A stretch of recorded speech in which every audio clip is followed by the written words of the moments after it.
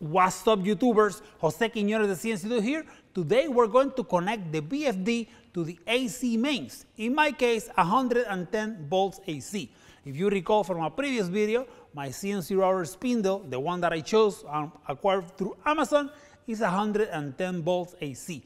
Now, it could have been a 220 volt AC version, but I didn't find a whole lot of those, so I decided to go with the 110 volts version. There were a few 220 and they were like roughly twice the price, so that's one of the main reasons why I went to 110.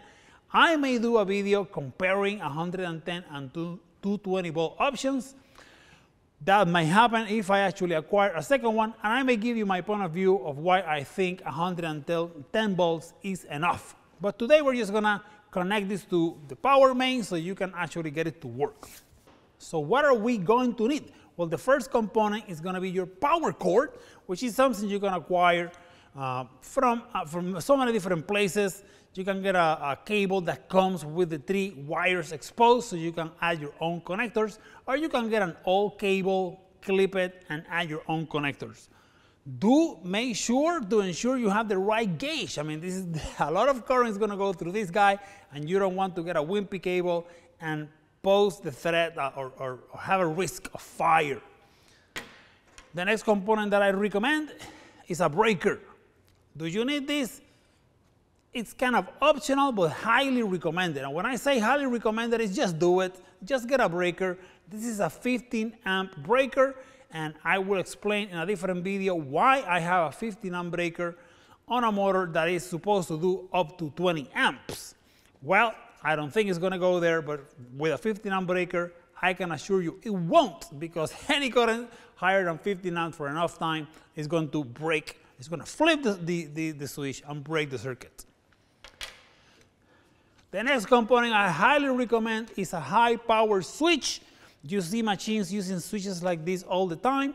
There are different versions that you can employ. I'll put links for both. This one is just single action, so it's on off. The other one that I have used on other machines has dual action, so you can do forward and reverse. It's up to you. I mean, I have used both, even when I don't have forward and reverse. But I highly recommend you getting a switch, because otherwise you're going to be unplugging your power cord every time you use the machine, which is a little bit silly, in my opinion. The last component is going to be a bunch of wire. You're going to need some hookup wire. Get the good stuff. I went to my local hardware store. Here in the US, I go to Home Depot, and I got some THN 12 gauge stranded copper wires.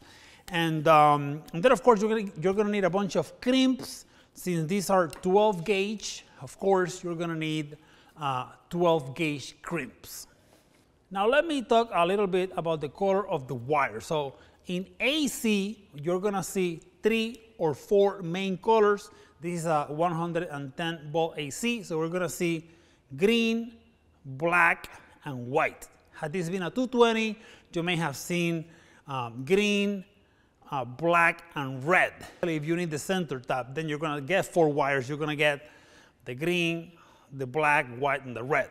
It's something that is a little bit infuriating to me. If you remember from my previous video, I was telling you the color coding for some of these wires is such that black often means ground or the negative terminal, and red means 5 volts, 12 volts, or maybe the positive terminal. That's what I said on my other video when I was explaining why I was going to use the green wire for my V phase.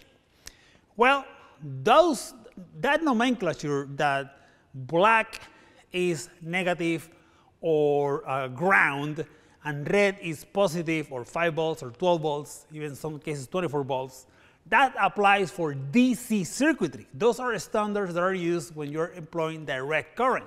But this is an AC current.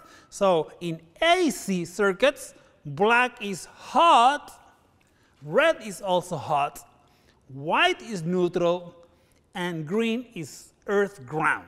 Now, neutral is kind of a ground kind of deal. It's really not ground, it's neutral. It's basically the center tap of the transformer. I think it is connected at the box to the ground rod in your property. But it's just hilarious to me that in DC circuits, black is associated with 0, but in here is actually where the 110 volts AC can be observed. Of course, you know, you're going to get 110 volts AC with regards to each other if you measure with a meter. Which makes me wonder, I mean, don't we have like enough colors? You only have like 4 colors for the entire electric circuitry? Like TVs have billions of colors, billions. Can you imagine that? There are billions of colors on your TV. By the way, this Sunday is the Super Bowl. There are people right now buying new TVs because, you know, the piece of junk they bought last year for the Super Bowl, it just sucks.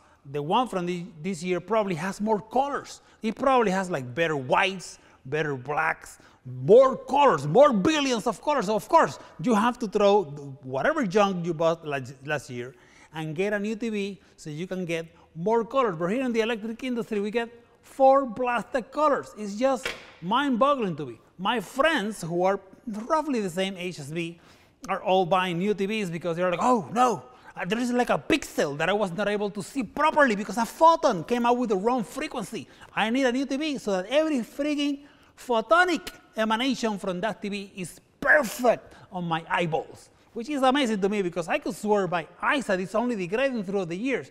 I tell you, I cannot tell the difference. When I was born, I had a black and white TV and that was like fantastic.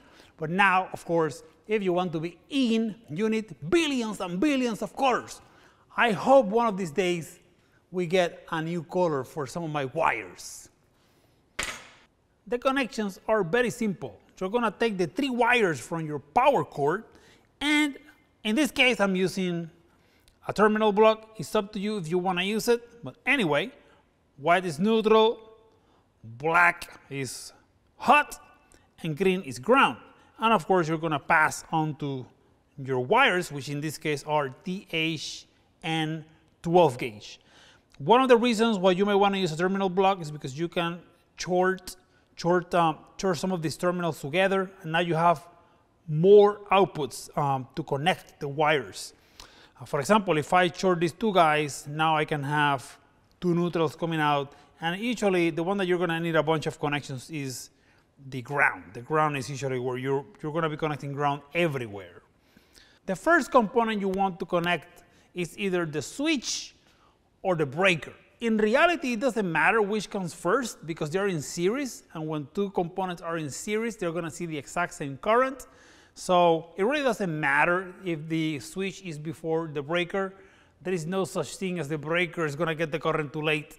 This is traveling as close to the speed of light. Obviously, it's not the speed of light in a vacuum, but this thing is going so fast that if the current goes past its limits, as expected by the breaker will trip. So this is a 15 amp breaker, and all you have to do is 2 very simple spade connectors. Simple stuff, all right? And then I'm going to the switch. In this case, I'm using the Bayo main.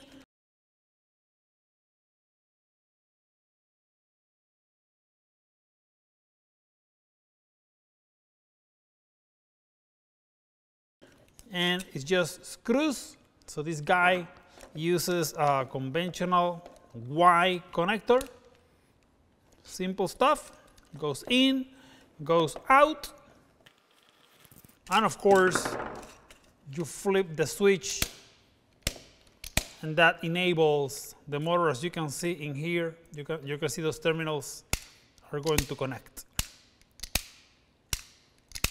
So in theory, I could put my white, my green, and my black in here, but it's okay. I mean, at the end of the day, all I want to do is cut the hot.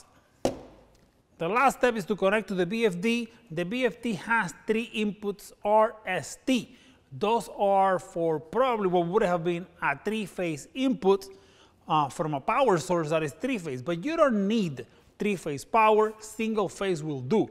What they tell you is to connect your single phase power to any of the 2 terminals, RS or T. So I have chosen RS.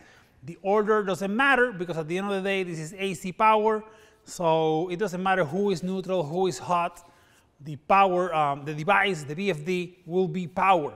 There is probably a 3-phase a rectifier that is going to rectify the AC into, in this case, because I'm using 110 volts, it's going to rectify to 170 volts DC. So probably the three-phase inverter, what it's going to do is take that 170 volts DC and generate the 3 sine waves that go into the motor. So where do you connect the motor? The motor goes into UVW. Here you do have to follow the polarity because you want the motor to go in the right direction. And as I explained on my previous video, if you flip 2 of the phases, whammo, you get the wrong direction. So these motors can go clockwise or counterclockwise. Probably, I'm thinking that on a router, CNC router, you are really not going to go on reverse. On a mill, you can go in both ways because there are operations in which you want to do something like tapping. So in stuff like that, you may want to go forward when you're going down and then counterclockwise when you're going up. So there are machines where you do want to control the speed of rotation, but on a CNC router, I'm not aware that that's a thing. If you think I'm wrong, let me know in the comments. Looking inside of here, notice that I have connected my blue to the U, the green to the V, and the white to the W. I have also connected this yellow wire, which is basically the insulation. I had to open this up a little bit because turns out that the wires were too short, but this is the insulation that is, I'm sorry, I keep on saying insulation, but I want to say shield, the shield. This yellow wire is the shield, which is what needs to be grounded so that any electromagnetic energy irradiating from these wires is going to get coupled into basically towards ground through this shielding, which is the braid that I showed in the previous video, how you can create your own cable. YouTubers, I'm editing my video and I realized that I missed a very important step. I spent plenty of time explaining how to connect your neutral and your hot into these terminals on the RST inputs, but I completely missed to mention that you must connect your green wire, your ground wire into terminal 9. It's not very clear from this picture, but this is your ground symbol. This is the ground terminal. And of course, I go into explaining that you want the shielding connected to here, but of course, that is because you have already connected the green wire, the ground wire into terminal 9. So that will, in essence, ground the entire machine. So the metal structure within the machine is at ground potential, and it basically makes it impossible for me to get a shock in the event that something happens with this hot terminal. Let's say the insulation opens up and now it rubs against the metal. The whole metal would become electrified.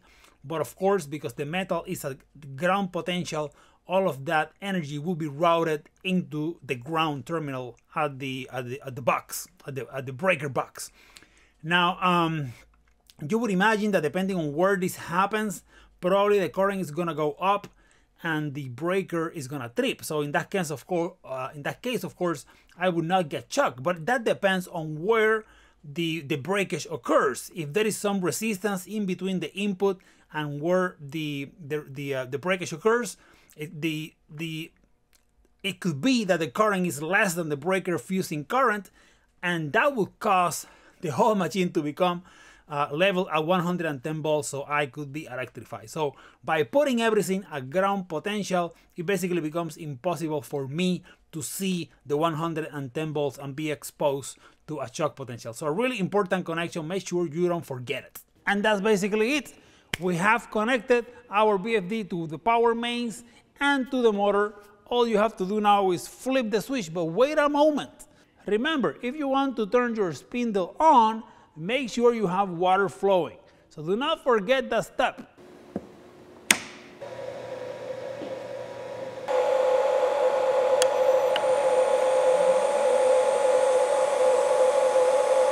Well, there you go, YouTubers. We have connected our spindle to the main power, and now we can start routing. Of course, before I go there are a few steps that I want to complete. In fact, I don't even have a table, so that's probably something that I have to do next. I also want to work with the cable routing. Right now, all of the cables are basically dangling, including the water pipes, or tubing, I should say. So, man, pipes, that's, I I'm sorry, in Spanish we use the same word for tubing or pipe, but it's tubing, the water tubing that is used for the water cooling of the spindle. So I probably have to do a little bit of routing there because I don't want those cables getting entangled and all of that tubing getting entangled. So that's another step for obviously another video. Then of course the table. So I still have a little bit of work before I can start making some chips, but we're getting so close. So I want to thank you for tuning into my YouTube channel, and I'm going to see you on the next one.